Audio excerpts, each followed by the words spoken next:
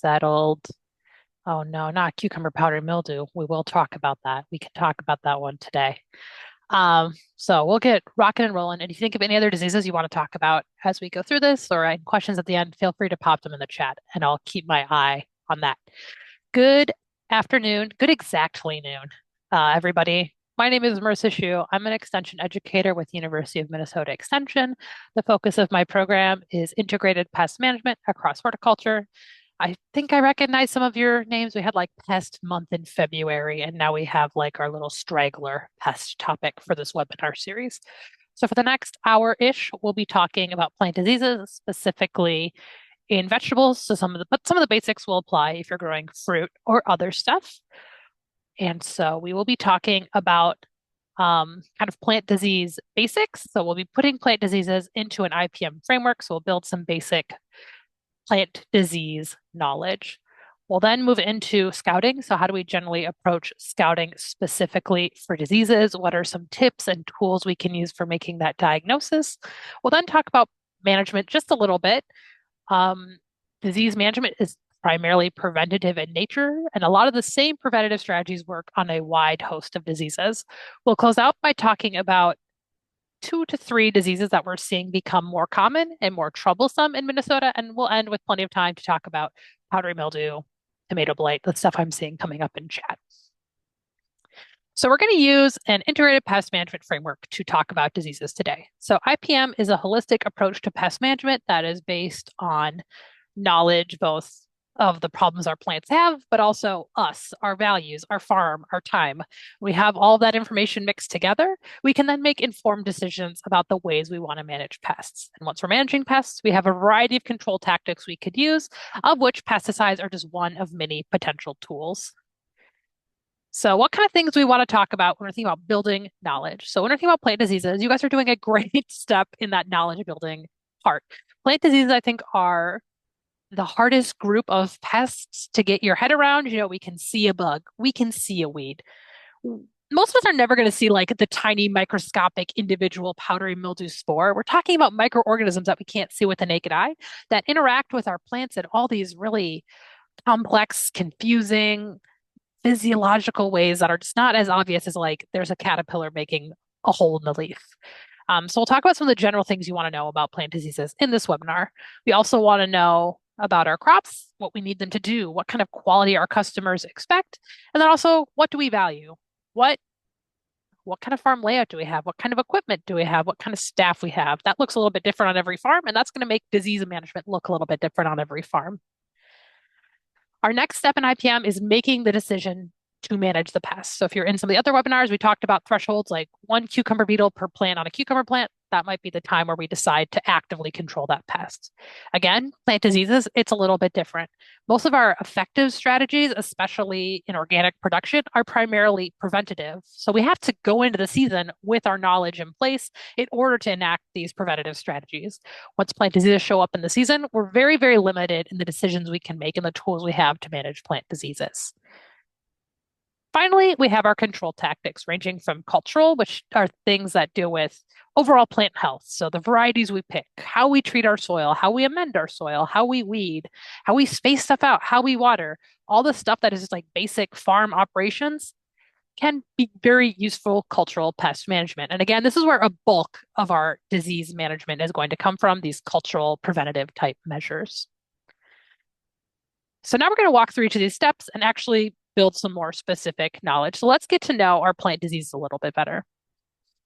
So when plant pathologists talk about plant diseases and what makes them show up some years and not others, be really bad on one farm and not another, it all comes down to what they call the disease triangle. This is the idea that 3 things have to be present on a farm, in an environment, in order for a plant pathogen to get established, attack our plants, and start to make our plants show symptoms. So first part of the equation, most obviously, we have the pathogen itself. This is going to be some type of microorganism, maybe a bacteria, maybe a fungus, maybe a virus. So there's lots of these different microorganisms. Each one of these broad groups has their own little specific trends, things it likes, things it doesn't like. When you think about which ones of these we see the most common, we see fungal diseases far and away the most often. maybe bacteria and viral diseases in second and third place, depending on the year and the weather we're having. So that brings us to the next part of the disease equation triangle, the environment. So each one of those plant pathogens has an environmental set of conditions that it likes. Some like really hot and humid, some like cold and humid, some don't mind if it's dry outside. So big things to think about here are temperature and moisture. We don't always have control over this. We can't control how hot a Minnesota summer is, but sometimes we can do things to tweak the moisture, tweak microenvironments so that even if a pathogen shows up, it doesn't get the environment it needs, so it's not able to infect our plants and make them sick. Final part of this equation is the host. So plant pathogens are somewhat limited in the plants they're able to infect. A lot of times they've evolved and are only able to infect one, maybe two families of plants. Members of that plant family can be very broad. Pathogens aren't just interested in the vegetables, the things we like to grow. They can also infect weeds and cover crops. So certain families of plants, whether the member of that family is wanted on our farm or not, can be potential hosts where plant pathogens can start to get established. And again, if the host isn't present, the pathogen is not going to be able to infect the non-existent host on our farm. So as we start to think more and more about the specifics of this triangle, we'll start by talking about pathogens. So again, we have lots of different microorganisms who vary differently from each other. The way a fungus grows and reproduces is very different than the way bacteria grows and reproduces, and is very different than the way a virus grows and reproduces. Though each of them have the visual impact to us of our plants look bad, our plants are melting down. I'm not going to be able to sell the stuff coming off of this plant. Um, Luckily for us, I guess, is that generally the same preventative strategies get in the way of those pathogens completing their life cycles and being able to infect our plants. So when I start thinking about pathogens, I sometimes think about how do they get introduced to our farms in the first place and how do they hang around? There's a couple different pathways that different groups of pathogens use to get on our farms. We'll start kind of at the beginning of the growing season. So our bacterial pathogens, so maybe you've dealt with black rot on cabbage. Maybe you've dealt with bacterial spot on pepper or bacterial canker on tomato. Those would all be examples of bacterial diseases. Bacterial diseases are super water driven. Bacteria, once they're in water in the right environmental conditions, they split in half, become a new bacteria, and reproduce. So bacteria, think water loving, move with water. And so oftentimes the way these bacterial diseases get on our farm in the first place is through seeds and transplants. If seeds are harvested from a plant that is sick with a bacterial disease, the bacteria can kind of tuck themselves into the coating of that seed. So they'll be tucked in all of those like little wrinkles and crevasses, microscopic terrain on this tiny seed. Once that seed starts growing, the bacteria is able to infect that young plant from seed onward. We can also have instances where maybe we don't start our own seeds, maybe someone else does. And if they happen to accidentally have an infected seed and the thousands of seeds they plant, it will infect a young transplant. And it's really, really easy for a bacterial disease to just rip through a transplant tray. I'm sure you've all handled a transplant tray. Plants are super dense. They're often grown in really warm, humid environments where we are, watering them overhead with a hose. Those are perfect conditions for the bacteria that started out on one plant from one infected seed to ride the water to the neighbor, to the neighbor, to the neighbor, until that bacteria can move and infect plants within a whole tray. We have other pathogens that we know move around on culls. So if we are someone who maybe buys produce from someone else, takes it to the market, and if it doesn't sell, then we dispose of it. Anytime we are bringing off-farm materials onto our farm, there's a potential risk of pathogen introduction. And this is especially true when we maybe are disposing of stuff that didn't sell that someone else grew. So there's potential where we have something, we took it to market, it didn't sell, we throw it into our compost pile, we throw it into the cull pile. That fruit that didn't sell has a plant disease and it starts to infect that cull pile and start to radiate out across our farm.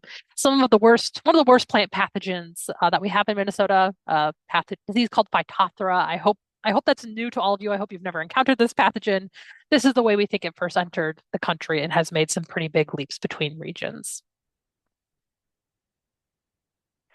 Another way Phytophthora and a few other pathogens move around is in water. So we'll see, for example, if that disease gets established at one farm upriver of at the start of a water system, they the plants grow, they produce this pathogen, the pathogen swims with water back into the river system, and then if people are irrigating from a river downstream, they are potentially using river water that has this pathogen in it and introducing it to their farms. This is not a super common way pathogens move, but it does happen. We can also have pathogens that hitch a ride on us or on equipment. So maybe we have on our farm an area of our farm that is kind of crashing out. Plants are looking really rough, maybe not sure what's going on, but the plants don't look healthy. If we walk through that area, get water on our pants, get mud on our boots, and walk onto another area of our farm where our plants are healthy, the pathogen can hatch or hitch a ride in the on the moisture on our boots, in the mud on our boots, and the moisture in our clothes, move into a new area and infect plants there. We have other pathogens who don't survive in Minnesota all year long. They hang out in southern latitudes where it is warm and there's living plants all the time. They produce spores that slowly get blown up to Minnesota over the course of the growing season. So, this example is a pathogen called downy mildew. It's something we see in our vine crops. It can kill cucumbers in a week or two, but we only see this pathogen in Minnesota maybe once every 5 years because it takes a lot for it to blow its way up here. So this map here represents counties at the end of, I think, 2023 that had reports of this downy mildew disease. We got the first reports in May when they started really intensive cucumber production in Florida. Planting, as the spring progresses, we get plants planted all up and down the eastern seaboard, and the downy mildew follows. So in late May, we have it moving up to the Carolinas, into Virginia. In June, we have it kind of in the eastern seaboard, more in the northeast region. In August, we start to get it moving interior and never showing up in Minnesota at all this year. Again, this is a disease we see maybe once every 5 years based on weather patterns and how that assists or prevents spores from getting moved around. So once pathogens show up on our farm, they can hang around. Some species, they need living plants. So once that plant is done for the year, gets killed by frost, that pathogen is gone. But a lot of pathogens are capable of finding nooks and crannies on surfaces where they can hang out and survive. And a lot of pathogens can survive as long as there is decaying plant material from the thing they infected. So whenever we're thinking about trays that maybe handle disease transplants, stakes that were in a tomato field with tons of disease pressure, those would be places where pathogen can potentially hang out and survive until the next year. More generally, we can think about there'll be some presence of a disease for 3 to 4 years after we had 3 to 4 years at minimum after we had a problem with diseases, because it takes time for this dead plant material to get integrated into the soil, to be broken down by microbes. And once that material, the roots, the stems, the fruit, everything that got chopped up and worked into the soil, it takes a little bit of time for the microbes to go to town on that plant debris and break it down. Once it's broken down, pathogen no longer has anything to survive on. I will say we have other pathogens who produce special survival structures that can survive in the soil much longer than 3 to 4 years. Each disease has its own little nuances and trends. This is some general knowledge, but once you know a specific pathogen you have, you're going to want to go in and learn this type of information about it. Okay, so we talked about our pathogens, how they move around, how they hang around. Let's talk about the environment these pathogens are looking for.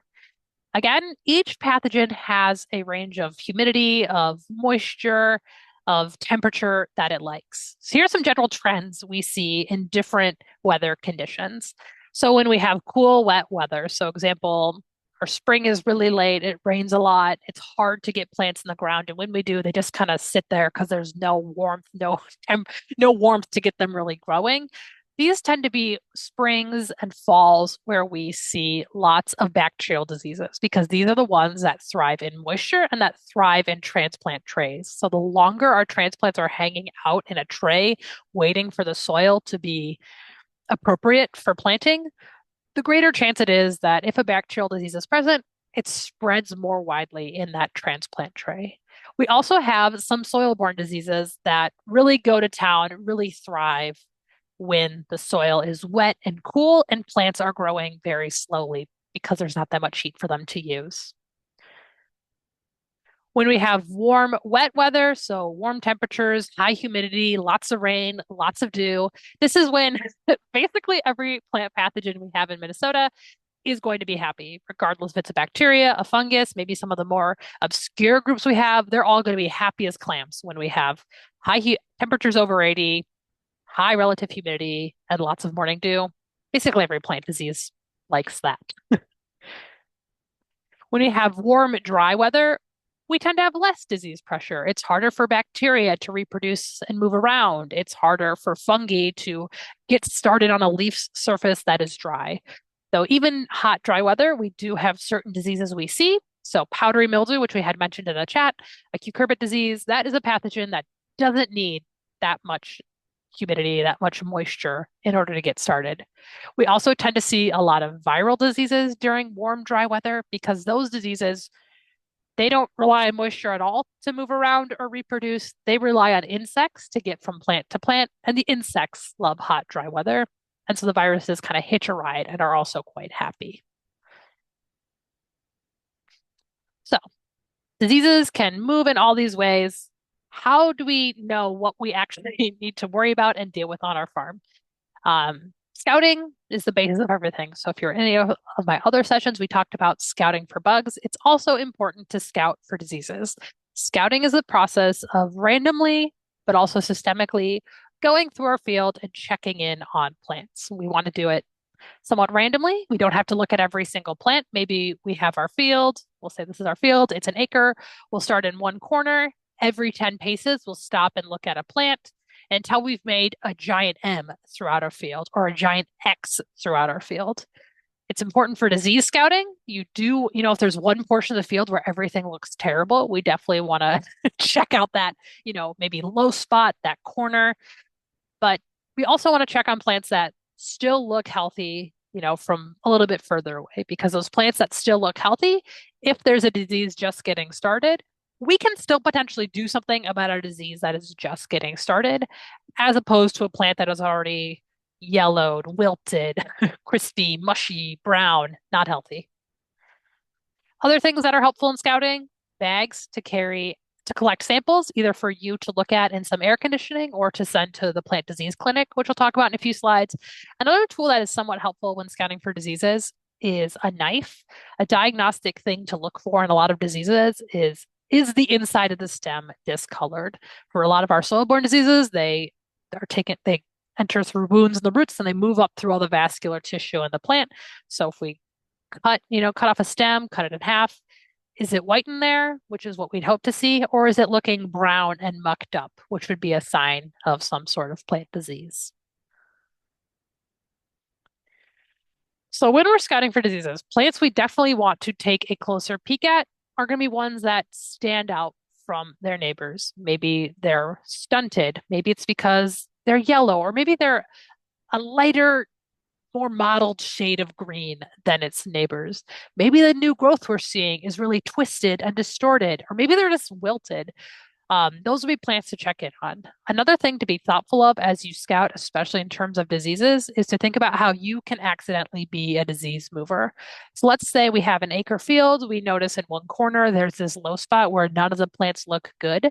Maybe we'll scout our whole field and our last stop will be the plants that look really bad so that if there's a disease in that area, we're not starting there and then helping that disease move around our whole field. We're stopping there at the end, and then maybe we leave the field and we clean off our boots before we go on to our next farm task. So what kind of things are we going to see as we scout for plant diseases? It's tricky. The stuff we see is smaller, more cryptic, maybe sometimes even less diagnostic than the stuff we see if we're scouting for insects, for example. So for insects, we're often looking for symptoms like chewed up leaves. Leaves are gone. And if we look closely at that leaf, if we flip that leaf over, we'll see like, oh, there's the caterpillar. There's the Colorado potato beetle. There's our sign that our problem is a bug.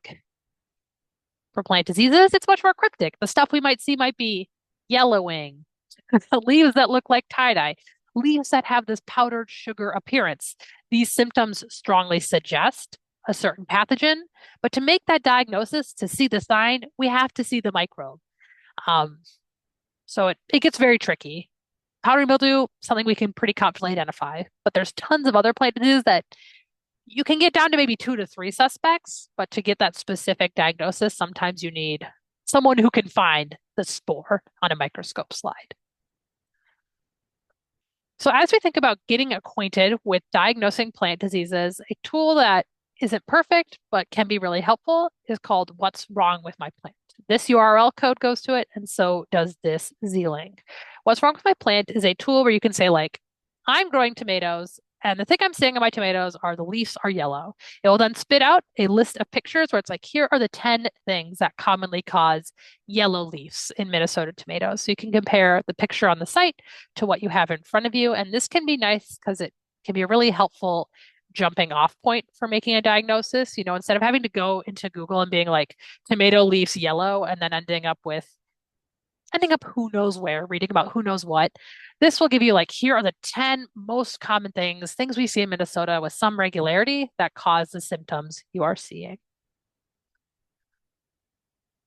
So what kind of symptoms, signs might we expect if the thing we're looking at, the plant problem we're seeing, is a disease? One thing to think about is like looking beyond the plant, looking at the distribution of the sad plants in your field. So thinking about, okay, there's one spot in my field that looks really bad. Is there anything different about that spot? A lot of our plant pathogens love moisture. So a lot of plant diseases, the first place we'll see them in a field will be in a low spot or a place where the soil is heavier, where things are just generally more wet, more moist, maybe by a leaky drip irrigation line. Another place where if plants start to look weird, we want to know like this is by a place that has extra moisture because it's a low spot, maybe because it's next to a field edge where there's uh, a a shed or a woodlot where it's harder for air to move through that area and keep our leaves dry. We also want to look at the distribution on the plant itself. Okay, we have some leaves that have spots. Is it on the new leaves up here, or is it on the old leaves in the bottom? That alone is not going to allow us to make the diagnosis, but it's going to be one of the things that helps us take our potential list from like 5 things to 2 things. We'll be noting where specifically on the plant we see the issues we're seeing.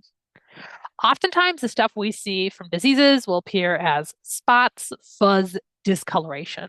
So, as opposed to insects, which tend to make like holes in leaves, plant diseases will start by making brown spots. A lot of times, these spots will start out kind of damp, almost.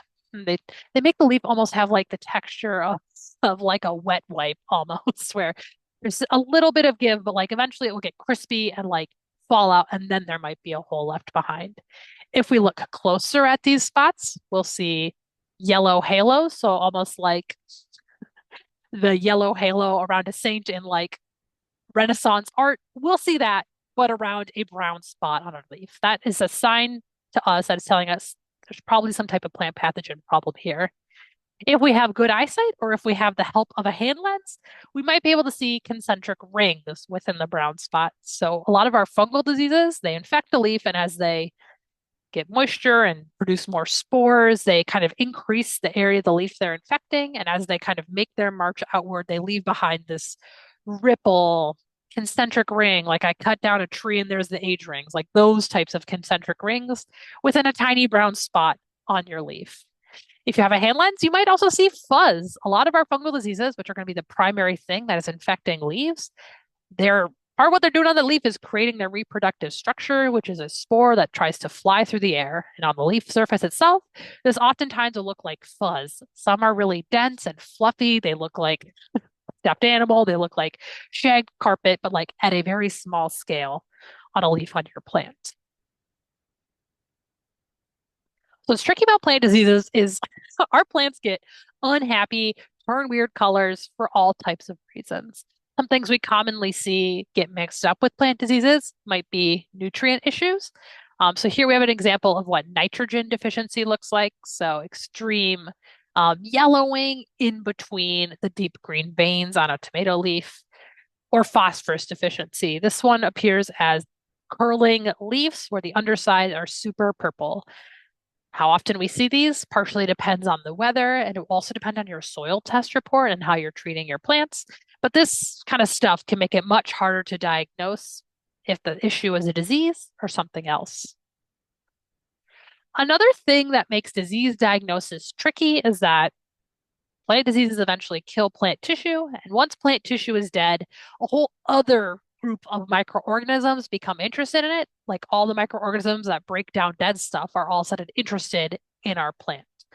So we can have damage that occurs because of a disease and then gets infected with something else. But we can also have damage that occurs because of the sun, because of hail, because of blossom end rot, tomatoes just disagreeing with life, that we have tissue that is dying for a multitude of reasons.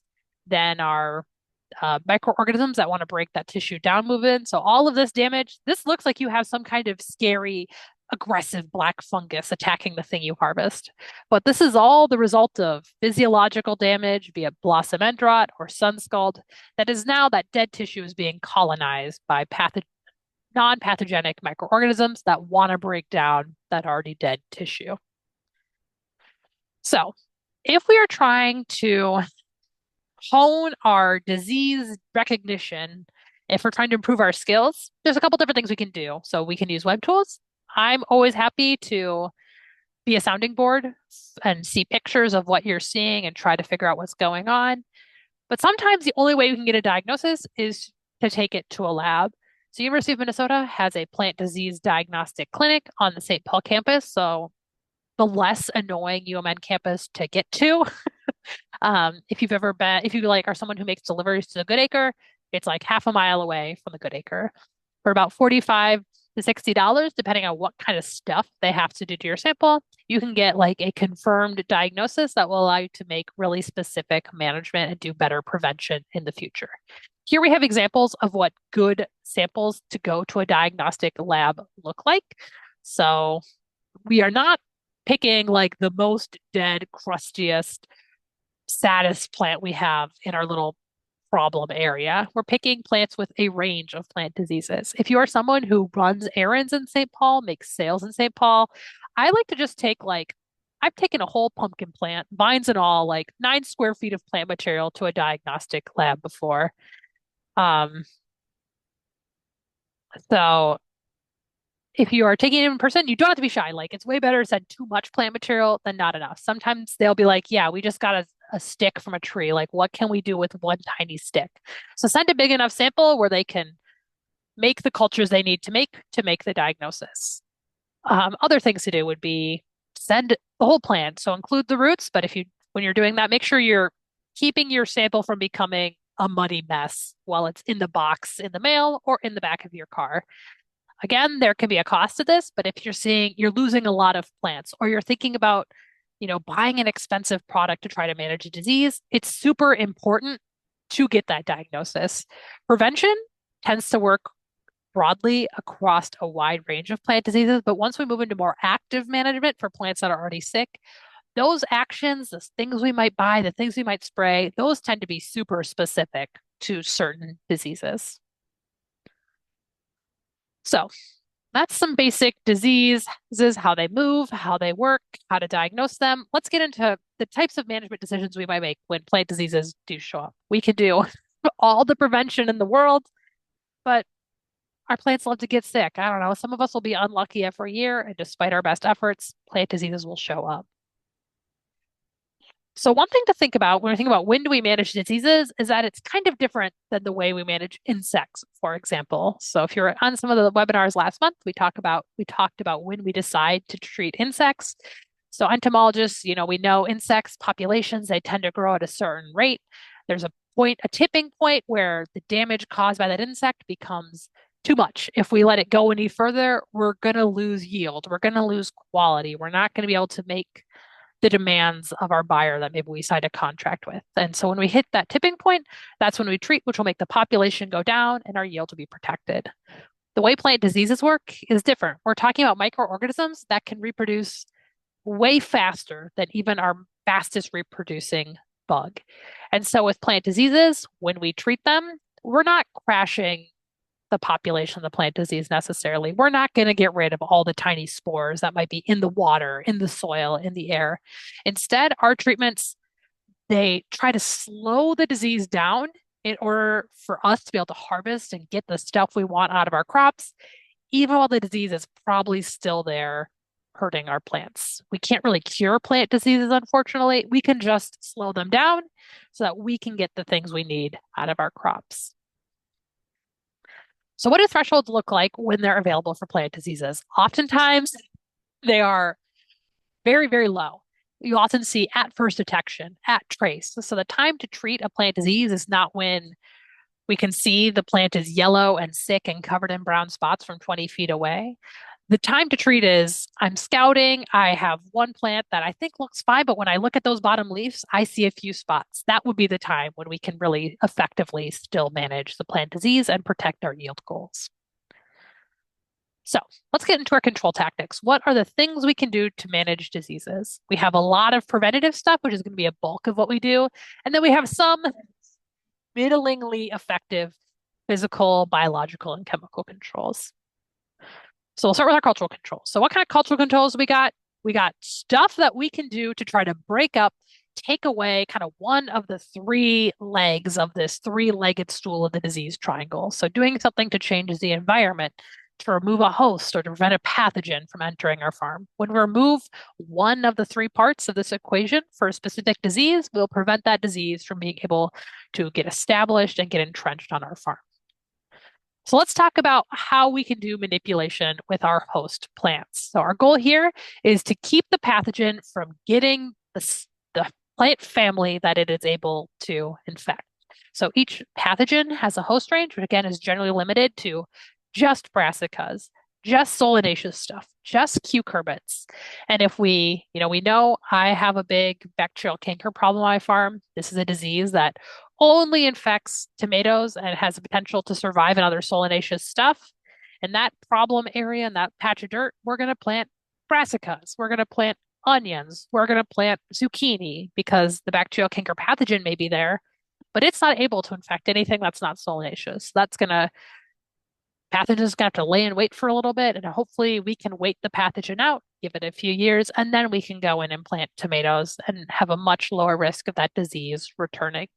So really make sure you know your plant families and set up a rotation where you are not planting the same plant family into space over and over again. This can be tricky to do, especially once we have, cover crops at play or we have a very small acreage, but every little bit of prevention helps. Sometimes people feel like, I don't know if it's worth it for me to rotate. I have half an acre. I have a bed, permanent raised bed system. Everything's kind of close together. What's the point? But I sometimes think about rotation, even on a small farm, as being kind of like stretching. One of my New Year's resolutions is like stretch every day. Like I still can't touch my toes, but it's still good for me to try to stretch out my body every single day. Even if it's not perfect, even if I'm not doing the most or having the most amazing routine, every little bit helps when it comes to plant rotation.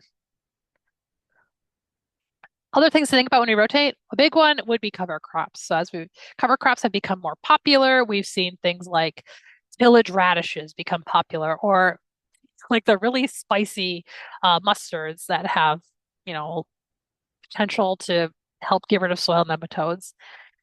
Those brassicas to a plant pathogen, to black rot, for example, if you've ever had that disease, to them, a brassica is a brassica. They don't care that it's a cover crop that you never intend to harvest and make money off of. The disease can still get in that tillage radish all the same. So be really mindful as you plan your rotations of cover crops, but also your weed problems. So for example, we have weeds like Eastern Black Nightshade, related to all of our solanaceous crops, so can find little nooks and crannies to survive and reproduce in our weeds, even if we're doing a good job with our planned rotation otherwise. Other cultural controls we can use would be resistant varieties. So plant breeders, one of the main goals of a lot of their programs is to breed vegetables that are resistant to common plant diseases. So here we have an example of a bacterial disease in tomatoes, where we have our susceptible variety here. Usually we're comparing it to what the historical industry standard is. So we can see here, our industry standard is looking a little roasty toasty, not a lot of foliage left. Fruit is probably going to get damaged by the sun because there's no more leaves. here we have a Nor resistant variety. The only thing different here is the variety. These guys are getting the same nutrition, same water, same environment, just the variety is different. So you can see this can be a potentially super powerful tool in preventing a disease that we know we have an issue with. Oh, I thought I had a catalog here. Well, every seed catalog will have disease-resistant varieties in it. Oftentimes you'll see like variety name, three-letter acronym that I don't know what that means. Every catalog has their own little set of acronyms that correspond to different plant diseases. So if you have a seed company you like, decode those acronyms and see, do they have anything on offer that might help me deal with the disease I know I have a problem with? If you're kind of starting from scratch, you're just like, I have a powdery mildew problem. What might be out there? I like this resource linked here from Cornell University. They have an undergrad who they must just get like 10 pounds of mail. They go through every seed catalog they can get their hands on and they record what varieties are for sale that have different disease resistance is advertised. So no guarantees in here, just what the companies are advertising. But this can be a nice way to be like, I'm growing cucumbers. I have powdery mildew. I can just see everything that's on offer that has powdery mildew and is a cucumber. Maybe we don't want to go big in that variety the first year, but maybe we pick three varieties. We end our rows with a couple of plants and see, is this a variety that has resistance to powdery mildew to the level I want? And is it producing cucumbers that my customers like to eat? So a little trial of a disease resistant variety is always a good idea. So, two ways we can get rid of the host: rotation, new variety with resistance. Let's talk about how we can do things culturally to change the environment. So, here we're primarily going to be playing around with, can I change temperature? Can I change the moisture? Some of this will be you. A lot of this will be whatever Mother Nature wants to dish out in a given summer. So, when you think about moisture, a big thing to think about is humidity and dew. For fungal pathogens, which are a majority of the pathogens we deal with, the longer the surface of a leaf is wet, the greater chance there is that a fungal spore that lands on that leaf is going to be able to get into that leaf, start reproducing, and start the infection. So anything we can do to promote leaves staying dry and drying out quickly, super helpful in preventing these types of diseases. So generally things we can do is promote airflow. So this can look a lot of different ways. This can look like increasing plant spacing, pruning stuff that is prunable, weeding so that weeds aren't blocking our row middles and our field edges, mowing, which the mower loves to break, unfortunately, but mowing can also be helpful in keeping the airflow that's able to get in from the side of our field and get amongst our field. We might also have some moisture management options when we are thinking about irrigation. So drip irrigation is great for many regions, including that it keeps the foliage dry. We're delivering the water to the roots exactly where the plants need it. Not always an option on every farm. So if we're irrigating overhead and we have something that's super disease prone, maybe we're timing that irrigation for the morning when the leaves are already covered in dew. So they're wet, they stay wet, but at least the sun is going to come out and dry them out, as opposed to watering at night when our leaves will get wet. They stay wet all night. The dew forms, the leaf stays wet for a really, really long period compared to if we had water kind of in sync with the dew in the morning.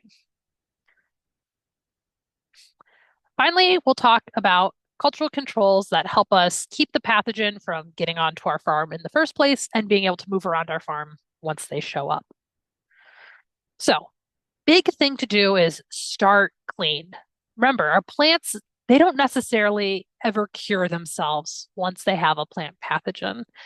So it's really important that we start with seeds from trustworthy seed sources that have good seed handling, seed harvesting practices. And if we're starting from transplant growers who are keeping a really close eye on their plants.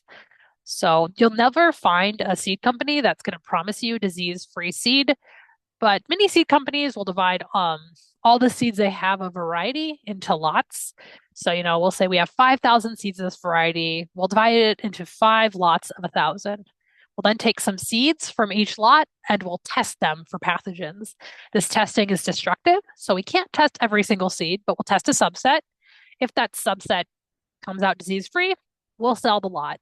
If the subset has a disease, we'll destroy the lot. So that is a really helpful tool that reputable companies do that help increase the chances that we're getting healthy, disease-free seed. When it comes to transplants, we want transplants that are uniform in height, deep green, white roots, no yellowing, especially no spots, and ideally are grown in greenhouses separate from ornamentals. So spring bedding plants, spring baskets. There are lots of diseases, especially viral diseases, that hang out in ornamental plants. And in a greenhouse environment, it's really easy for the diseases to get from those ornamental plants into transplants. So that's another good goal is that kind of greenhouse producer for our starts. Once we get into the season, it's important to think about how once we see plants that look unhealthy, that we suspect we have a disease, how are we, our tools, our crew, our equipment, how are we moving around our fields and potentially allowing pathogens to hitch a ride with us? So when we buy new equipment, we want to give it a really good hose down so there's no clumps of dirt. When we have tools, especially tools we're using to prune, to tie, tools that are directly wounding our plants. So we think about high tunnel tomatoes, tomatoes that we might as well like name because we'll spend like 15 to 20 minutes a week with each one of those plants. We will touch every single plant with a pruner. We will make wounds in every plant with a pruner. And if that pruner has a bacterial disease on it, we could go on our merry way and infect our whole high tunnel if we're not taking time to stop, clean off those pruners, and sanitize those pruners in between plants. It's also important to remember that we are like one of the most active mover and groovers on our farm. So, general principles is try to only work in fields that are dry. If we can't do this, other stuff can help. So, wearing clean clothes every day, cleaning off our boots at the end of each day so there's not caked on mud. If we are thinking about what order we do tasks in, maybe we start our day in our healthiest crops, in our youngest crops, in our high value crops, and we end the day in stuff that is older or looking a little rough. Finally, end of the season tasks can influence how easy it is for a pathogen to find a chunk of dead plant material to hang out in all winter long and for the next few years. So anything we can do to remove infected plant material, so removing it by hand, mowing it, getting it in a compost pile. If we are someone who uses tillage, tilling in a way where that diseased plant material is getting chopped up really fine and then integrated into the soil so that our soil microbes can go to town on it. If we're thinking about should our diseased plant material go in our compost pile, it's important to remember that composting in a way that kills weed seeds, kills plant pathogens, kills human pathogens is a kind of intense process with a lot of, you have to do time checks, temperature checks, turn it at certain intervals. It's a pretty intensive process. So if you're not composting in that way, that's fine. Just know maybe the stuff that comes out of this pile shouldn't go into my production areas because there's a chance that there's weed seeds and plant pathogens in it. So those are types of preventative measures we have. What kind of stuff can we do once the season starts and plant diseases show up? Because we can do all the prevention in the world and they'll still show up. So things we can do physically, remove sick plants. So some farmers are really into removing individual sick leaves. How much this matters, how effective it is, depends on the pathogen. Like, yes, this leaf is actively sporulating a fungus, but those spores might just already be in the air. So removing one leaf, it may or may not help. Sometimes it can be helpful to remove a whole plant. So if we have a disease that we suspect has a soil-borne disease or maybe a bacterial disease, it's great to pull those plants because you're kind of removing a source of inoculum within your individual field. So how effective it is to remove sick plants depends on the pathogen that you think you have. Next, we have biological products. So one big thing that's been happening in this arena would be the introduction of a lot of biostimulant type products. So there's a lot of products with varying efficacy that do things to change internal plant processes to try to help plants fight off diseases. These products can be really expensive. We don't always really understand what makes them work and why. And as such, when universities trial them, they perform all kinds of ways. Sometimes they work a little bit, sometimes they don't work at all. Sometimes they actually reduce yield because all of a sudden the plant is putting all this energy into an immune response. So like the plant survives longer, but it used all its energy surviving and it didn't put any energy into the tomatoes we were hoping to harvest. So like what was the point? Great. We spent the money and we got less tomatoes. So if you're thinking about buying one of these products, reach out to me and I can help you dig through the kind of gnarly plant pathology literature to figure out if this product may or may not do what you're hoping it does. And finally, we have our chemical controls. So there's a wide array of both conventional and organic pesticides available. We'll be talking primarily about products that can work on fungus diseases, so fungicides, and bactericides. A lot of the other plant pathogens, we don't have anything that really works in this category. A key thing to know about all of these products, regardless of if they're organic or conventional, is that they work preventatively. They work when you see just a little bit of the disease. That's when you apply them to prevent it and slow down how much it's spreading. It's not something that you can apply to a plant that already looks pretty rough. It's not going to do anything. You're not going to make the plant healthy. A leaf that is yellow and spotty is never going to be green again.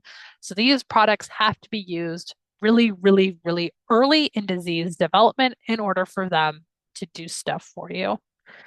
If you're trying to figure out what might be a good fit for you and your farm, I highly recommend the Midwest Vegetable Production Guide. I've talked about this in a lot of the pest management webinars. Um, you can say, I have cucumbers with powdery mildew, and it will pull up, here are all the sprays that have labels that work well in the Midwest on powdery mildew and cucumbers. There'll be a box where you can check, I want stuff that is organic, that is OMRI listed, and that will filter for you. And if you haven't used this in the last year or two, there's been a big we've made an effort to add way more organic fungicides, especially as there's been more research about which ones perform more regularly. There's also a whole box for non-pesticide options. If you're like, I don't want to spray, but I do want to learn about how I prevent all the potential plant diseases in my tomatoes or in my lettuce, you could use this non-spray or non-pesticide options box to get all of those kind of cultural and physical type controls for both diseases and insects. So a lot of different fun ways to use this tool. All right. So maybe I'll take questions now, and if we have extra time, I'll talk about some plant diseases that are trending in different ways. So does anybody have any questions about specific diseases? Otherwise, I'll talk about some of the ones that are becoming more common in Minnesota. I haven't seen any questions in the chat. Carl did put a resource in there, though. Thank you, Carl. I actually did have a quick question about tomato blight, especially Yes. early blight. I've seen varying recommendations about how much grooming has to be done on those plants to basically keep airflow and moisture down, be able to prevent that in the first place. Do you have any recommendations relative to preventing that in terms of like spacing, grooming, airflow, that kind of thing? Yeah. So we're talking about tomato diseases. There's a lot, and they're kind of a fact of life. I think when growing in Minnesota, like we can slow down early blight, but like most years, early blight is going to show up, and it's destined to take down Minnesota tomatoes. So you think about preventing early blight, rotation would be part of it. Early blight spends the winter in the soil. It enters our plants by splashing. So we get rainfall, splash happens, hits leaf gets infected. So we can do stuff to get in a different patch of soil that we can add mulch to try to reduce the amount of splashing that we potentially have. And then we can prune so that it's harder for that splash to get that high. How much pruning is worth it? It gets a little bit tricky because it also depends on what else you have going on and how much your outdoor tomatoes are worth it. Because your pruning is not going to guarantee that like early blight or one of the other mini plant disease that gets in tomatoes doesn't take your plants anyway. Um, you can prune like 20% of a tomato plant and it will like be fine. So a lot of people will prune pretty aggressively at the bottom of your plants, but that only works if you're also coupling it with staking and tying so that the stuff that you prune is actually elevated and off the ground. So there's many different thoughts about that. And then that's also one where if you're someone who's comfortable using fungicides, That's one where there's a fair amount of widely available fungicides that are very effective on managing basically all the tomato funguses. So does good at managing early blight and septoria if you've ever run into that one. Um, there's a couple different ways to approach it. Marissa, there was another question in chat. Can you discuss any specifics for growing and preventing diseases in high tunnels? Yeah. So high tunnels, a lot of these same principles apply. We just have way more control over the environment in a high tunnel. Like we see different diseases because there's no rain, but then all of a sudden it's super hot and super humid. So big things to think about for high tunnels would be ventilation. So opening sides, making sure you have like gable vents and stuff like that. Um, Giving plants enough space, pruning the plants that actually end up in that high tunnel. And then I also think that sanitation becomes way more important. Like it's a high value space, and we tend to grow the same stuff over and over and over. So we really want to be mindful about cleaning tools, cleaning boots, thinking about we have messed up tomatoes outside. Let's start in our high tunnel tomatoes that look nice before we work on the stuff that looks messed up outside. Um, and I guess the other thing to do with high tunnels is like it's hard to justify rotating in high tunnels from an economic standpoint. Like really, the stuff that pays in a high tunnel is like peppers sometimes, cucumbers sometimes, lettuces in the spring, spinach in the winter maybe, and tomatoes. So like it's hard to rotate, with 3 to 5 years in between high tunnel tomatoes like that is not going to happen on most farms. So trying to figure out some way to rotate is also really important because high tunnels, because we don't rotate as much, they get really gnarly, really long-lived soil-borne diseases much more often than we see them in the field.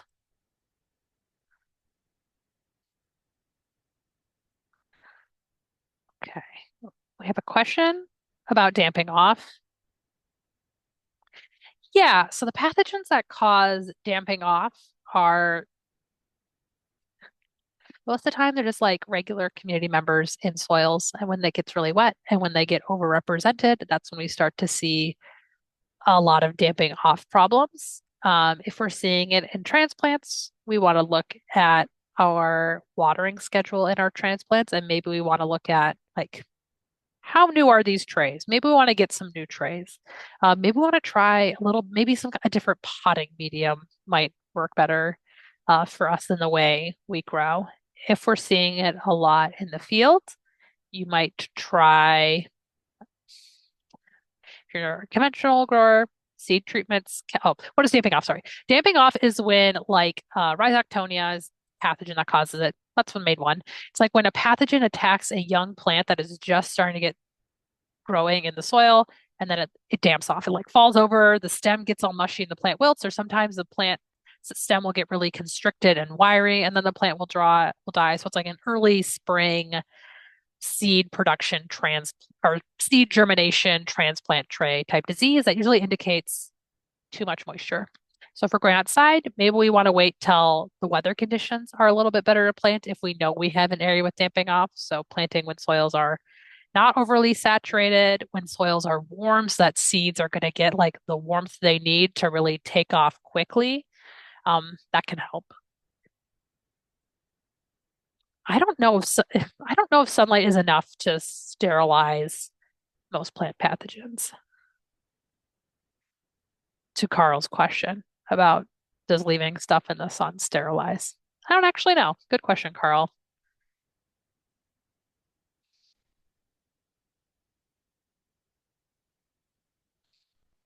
Compost concerns. What are some ways you can ensure you're using or buying good compost?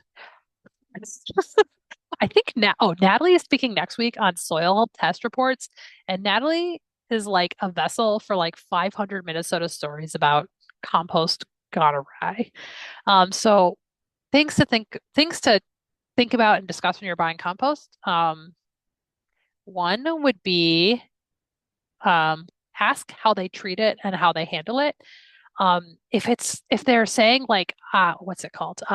Like this compost was produced in a way that will reduce or eliminate pathogens of human health concern. If they're able to use that kind of language, that would be a sign that like they are composting in the like orderly time temperature way. You're also going to want to ask for an analysis, and if they can give you like the nutritional analysis of the compost, that is a really good sign that they're like composting in an orderly, thoughtful, record-keeping based way. And then I guess another thing that we've seen, especially some growers in the Twin Cities, run into is like if they're delivering it by the truck, like ask what else that truck is used for. Not from plant disease point, but we've had like compost that got delivered in like the city's salt truck, and that was like bad. So if you're getting it delivered by the truck, maybe ask about the truck's other life if you're ordering it from municipality.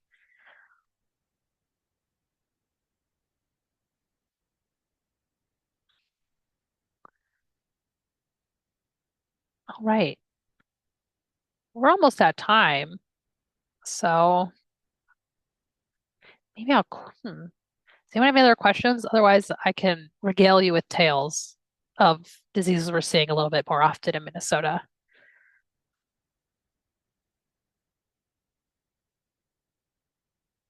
Okay, you guys sound like you want to get regaled, so I'm going to go back to the slide deck. Okay, so we talked about, powdery mildew. We'll talk about that at the end. Okay, so some diseases we're seeing more commonly in Minnesota. There's only a couple, and unfortunately, they're mostly in vegetables that used to be pretty easy to grow. Our brassicas, so our cabbages, our kale, they used to be pretty easy vegetables to grow, but because of plant diseases, it's getting a little bit more tricky. So one group of diseases we are seeing more often in Minnesota in the last few years is going to be our bacterial diseases, likely due to how wonky our springs have gotten. We're holding transplants longer, so it's way easier for these bacterial diseases to become established. We are also seeing trends where some of these are just becoming more problematic across the country for whatever reason. So when we say bacterial diseases, we're talking mainly about three diseases, a few we see in tomatoes and one we see in our brassica crops. So here we have examples of the ones we see in tomatoes, bacterial spot and bacterial canker. These are bacterial diseases that infect the plant systemically, so they'll get in the vascular tissue. They'll end up reducing fruit set, but also infecting fruit and making them unmarketable. And oftentimes the place they're getting started is from a seed in a transplant tray. So when you're looking at your young transplants, look for symptoms like this. And if you see them, don't plant that transplant. So bacterial spot, as the name implies, causes spots on leaves, and in transplants, this will look like small, circular, black spots, a little bit soft, maybe not visible on the upper surface of the leaf, only visible on the bottom surface of the leaf. And again, these will most likely be like in the center, in the dankest part of the transplant tray. Bacterial canker, on the other hand, well, also a bacterial disease, tends to cause what they call leaf edge firing. So like the edges of the leaf look scorched and curly and dried out. That would be a sign that maybe there's a pathogen we don't want to run into in this plant, so we don't want to plant it.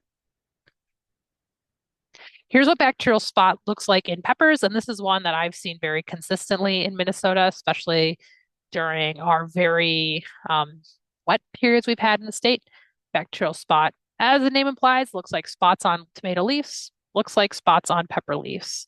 These oftentimes are not super circular or necessarily well defined. To me, they almost look like a splotch of like dirty watercolor on the surface of the leaf. So they may be small and circular, but they can also be kind of large, water soaked and abstract.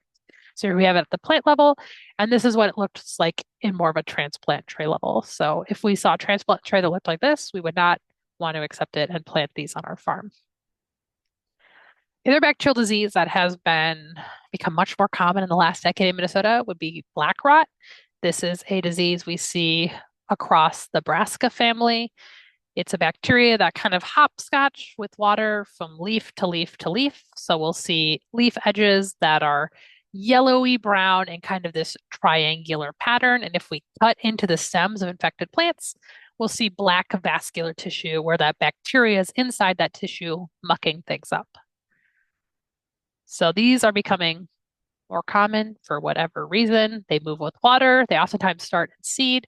And then once they get on a farm, they will hang out in a farm in decaying stuff in the soil for 5 years. So long rotations help once it gets established on your farm. The other disease we are seeing a lot more is also in our brassica crops, but is caused by a fungus. This is a pathogen called Alternaria. Well, it's like a complex of pathogens, actually. There's a few of them, and we're seeing this a lot, especially in Minnesota broccoli and other brassicas in the fall because of morning dew. This is a disease that is super driven by moisture. It likes high relative humidity. So when we get, hot, humid days in August where the temperatures drops, that humidity turns into dew on the plants. That is the kind of stuff that Alternaria really likes. This disease can appear in a few different ways. So it can appear on spots on leaves with that halo and that concentric rings, but it becomes more problematic when it gets into the heads of high value stuff that take forever to grow, like our broccoli and our cauliflower. This is part of the reason that a lot of Minnesota growers are like moving away from broccoli and growing stuff like broccolini, where it's easier to trim off, infected buds and stuff on a broccolini as compared to a broccoli. So that's another one where something is happening with disease. We think something's going on genetically because this is becoming much more problematic across the northern United States than it once was. If this is a disease you've seen before, University of Minnesota ran a really nice trial that was intended to be about black rot and Alternaria, and then there was a drought, so it became about also heat tolerance in broccoli. So if any of those three things are stuff that you've struggled with in broccoli on your farm, this QR code, as well as the link in the chat, talks about how different varieties performed in the face of these different challenges. All right, so super high level overview of plant diseases with a nitty gritty on a few specific ones. And I don't see any other questions, but again, I'm still so happy to take them. Otherwise, we can trigger the poll to end this session. If you've been on one of these before, you've seen this poll, but I really appreciate you guys filling it out. It helps us know, should I just have been in the break room eating lunch, or was it valuable to you guys? We hope it was, but if it wasn't hitting the mark, we always love to know. Otherwise, I will double check for questions.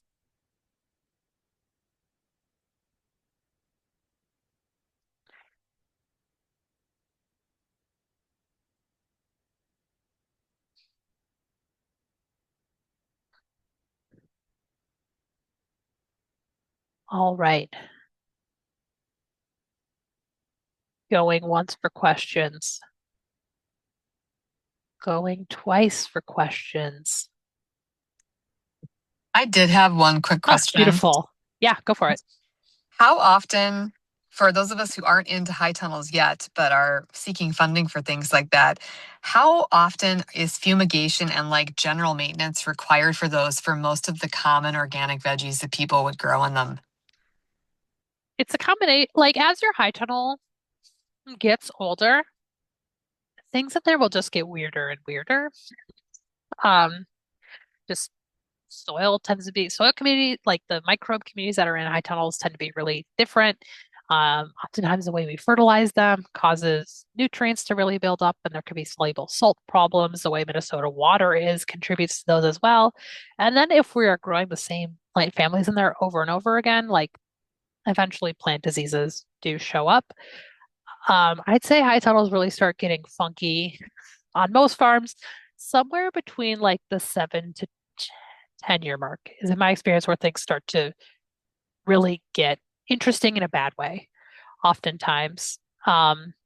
So once that happens, oftentimes a better option is to, if we can move the high tunnel to a different patch of dirt, that can really help because that will take care of both like the weird soil nutritional problems that are happening, but also the plant pathogens. If we can't do that, then it'd be some combination of oftentimes people do things like anaerobic soil disinfestation, which is basically like you encourage you add a bunch of carbon to the soil, you mix it in, you get it wet, then you seal it up, and bacteria go to town eating usually the molasses that you mixed in with the soil, and that heats the soil up so that pathogens die. So that will take care of plant pathogens, but it won't take care of like soluble salts buildup. So I'd be pairing that with taking the plastic off every 3 to 5 years to let rainwater and snow melt flush out the soil. So there's a couple different things that can happen with high tunnel soils that have different solutions.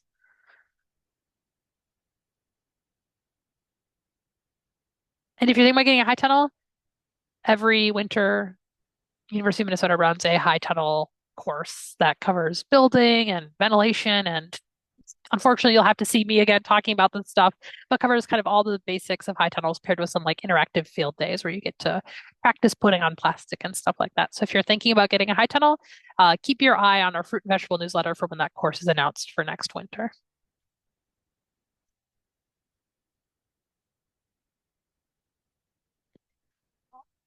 All right. The chat is turning to thank yous and claps. So I'm going to call it. Um, I'll pop my email in the chat if you think of something later. Don't be shy. I love answering questions from growers. It's much more fun than sifting through university emails. And next week, we'll be talking about soil test reports. Then after that, it's all post-harvest stuff. So thank you for joining me for past webinars. And I hope you guys all have a good growing season and are in some of our future ones.